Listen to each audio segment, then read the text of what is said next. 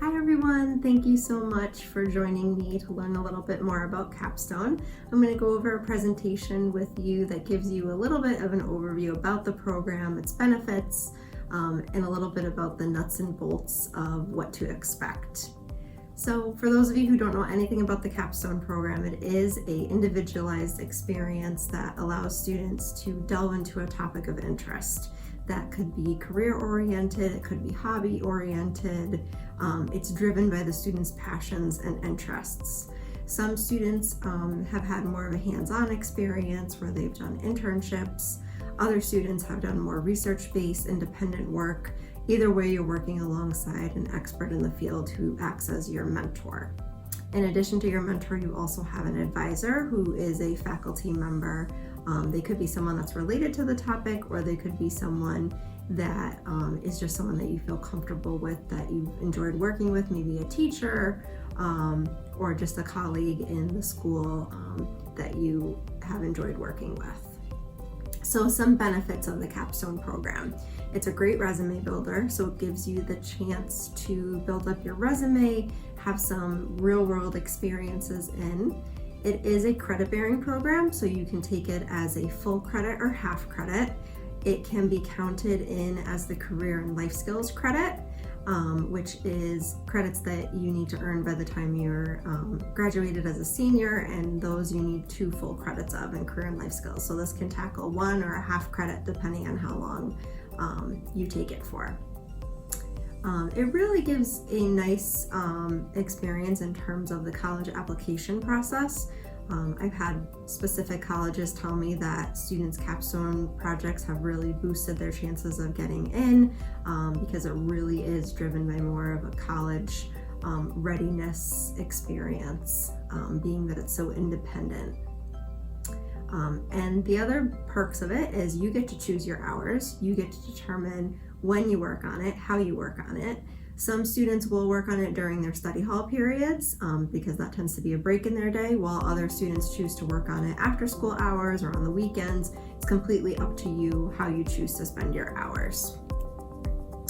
Just some ideas of some previous Capstone programs and projects. I've had students do projects in the area of science and research. I've had students do projects in the area of environmental science and learning a little bit more. I had one student a couple of years ago do a project about plastic bag bans, and that was prior to the law that went into effect that you can't have any more plastic bags. So leading up to it was a really interesting experience because she was pro plastic bag bans, and then we ended up having them banned anyways.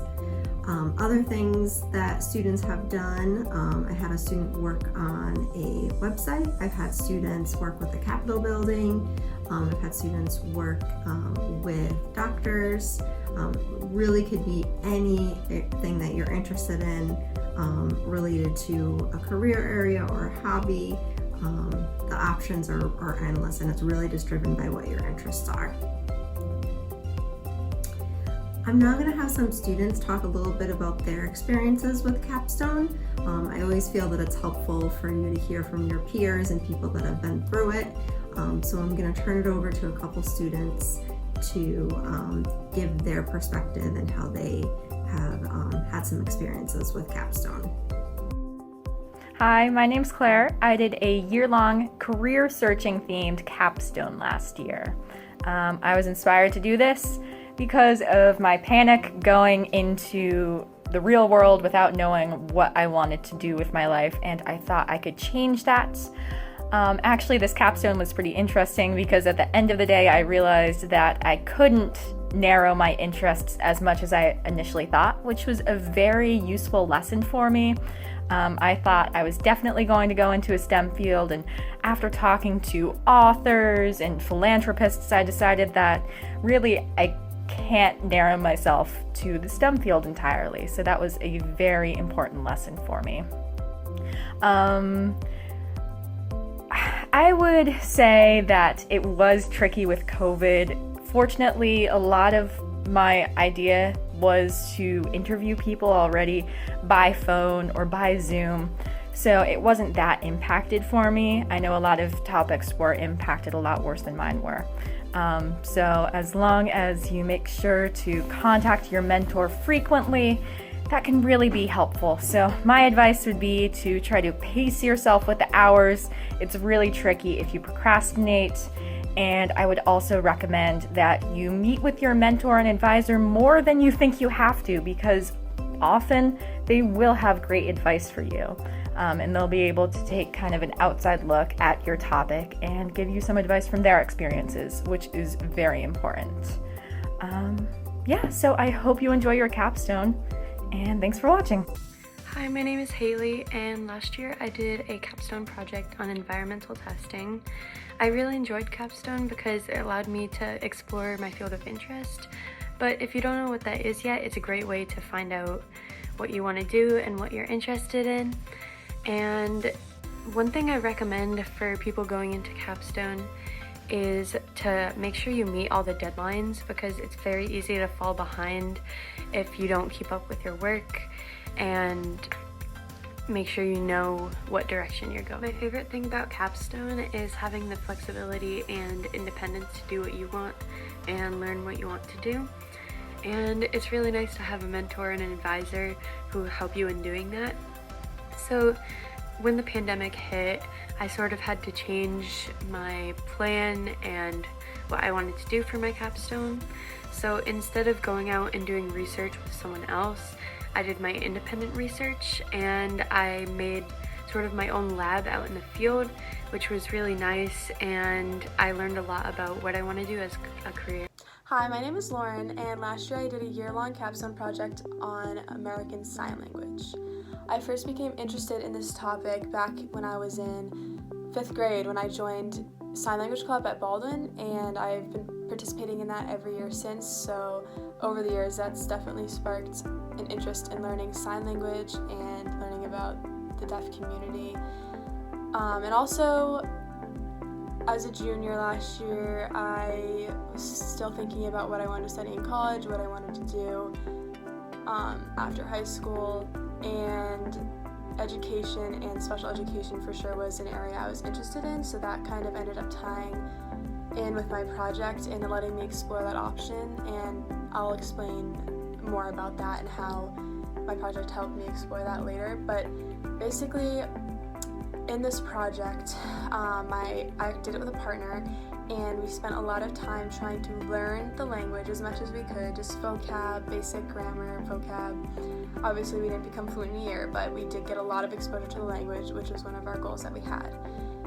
Also, we stayed involved in American Sign Language Club, which then presented us with the opportunity to actually kind of take charge of it and teach it this last year. So we would plan lessons, we would think of the curriculum, run it by our mentor, who's also the leader of the club, and so that's where the educational part came in. So we had experience teaching a lot of those kids and exploring our knowledge and interest in the topic.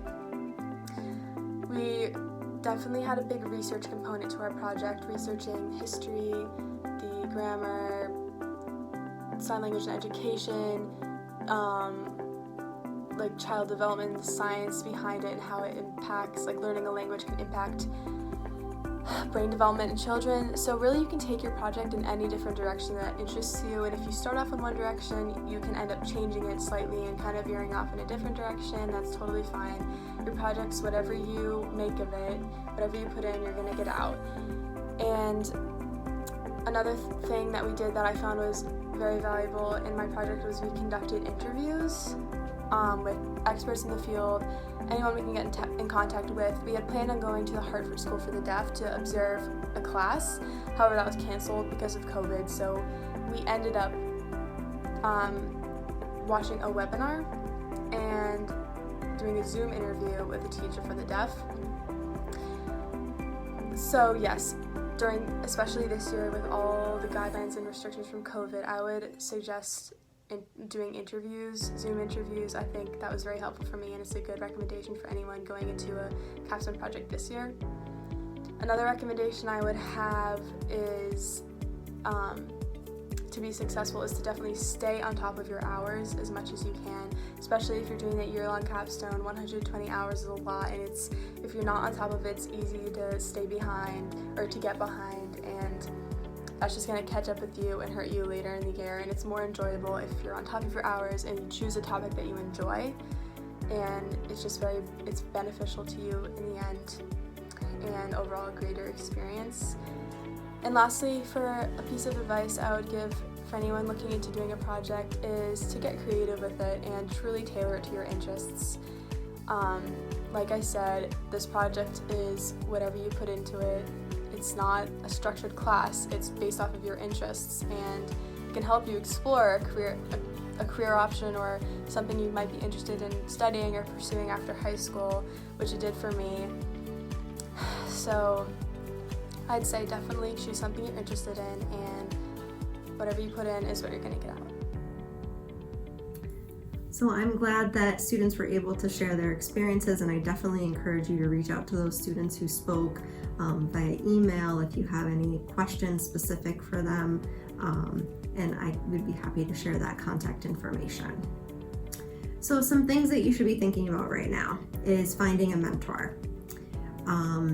Projects are self-developed and based on the student's interests, and so as a result, I really encourage you to reach out and try to find a mentor that you think would be a good fit for you. Of course, if you need help and you're struggling to find someone, I can certainly help link you up to someone, but a lot of times it's just calling around to community members, calling maybe to college professors, because they always have some background in some specific areas, but if not, I can certainly help link you up to someone.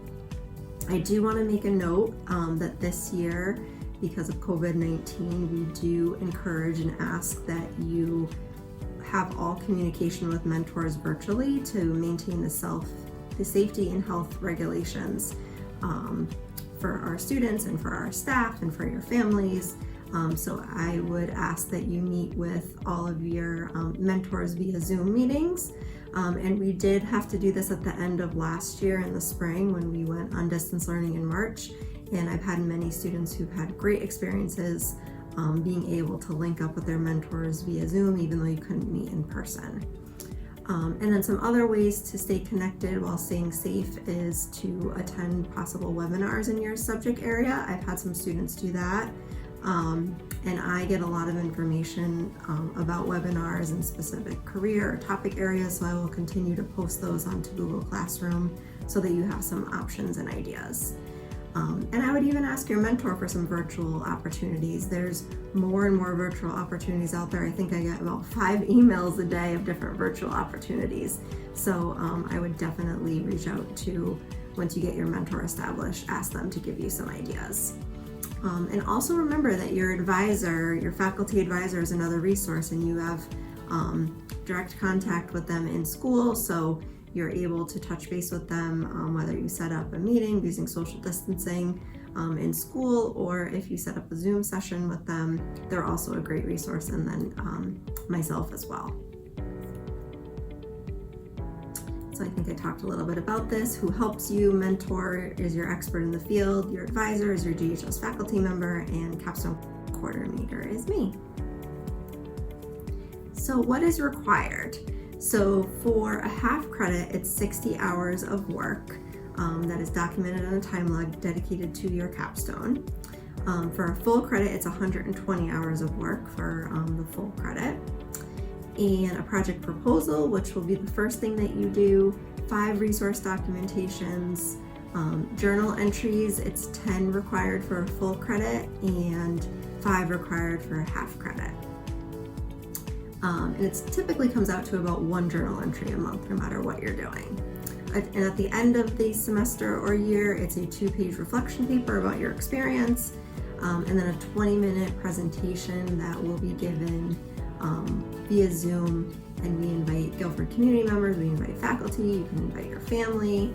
The links will be shared with you, and you can invite whoever you would like through Zoom. And then there is some evaluations at the end that your mentor will fill out for you, and you'll do your own self-evaluation. So, how do you get started? So the first step is to join the Google Classroom for your particular time frame. So whether you're doing a semester, you'll see on the screen the semester code to join the Google Classroom, and if you're doing the year, you'll see the year code to join the Google Classroom. The project proposal template will be posted on there, so that is what you want to get started on and start filling that out. You also want to start connecting with a mentor, finding someone, and there's some forms that they need to sign off on. So your mentor, your advisor, and then I have some parent forms and student agreements that need to be signed off on as well. Those forms will all be available on Google Classroom, and I just ask that you have those filled out, take a picture of it, and upload it to your assignments on Google Classroom that you'll see. Proposals are due on October 13th, so that gives you a good couple of weeks to start working on those. And then our first mandatory meeting, which will be via Zoom, is October 22nd. It's going to be a Thursday at 3 o'clock. I felt that after school hours, to give you guys enough time to get off the bus and stuff, would be the best option. So we're going to go for that, and all the forms are going to be due on October 22nd.